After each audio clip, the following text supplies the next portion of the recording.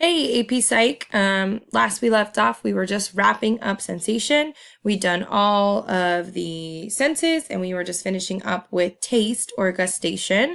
And we talked about your taste buds and we mentioned your 5 different types of taste: sweet, salty, sour, bitter, and umami. Umami, that savory meat flavor.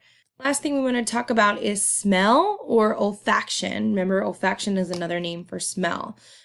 So there are different things that you need to know about smell. One is the process of how we get that smell to our brain, okay? And so looking here, you'll see you have your olfactory nerve, you have an olfactory bulb here at the forward base of the brain, and then what happens is that information is sent to the brain. So when you see olfactory bulb and olfactory nerve, you should think smell, first of all. Second of all, that olfactory bulb sends that information to the temporal lobe, because remember, the temporal lobe is what processes smell. That was on one of your former reading quizzes.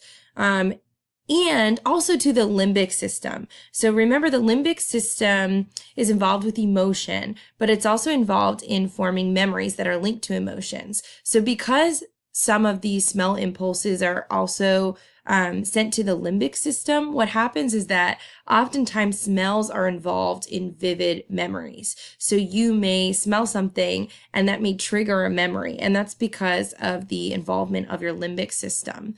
So remember, temporal lobe and limbic system for smell, and the olfactory nerve and olfactory membrane, olfactory bulb. Anytime you hear olfactory, you should think smell. The wrap up on sensation from last class, what we didn't finish.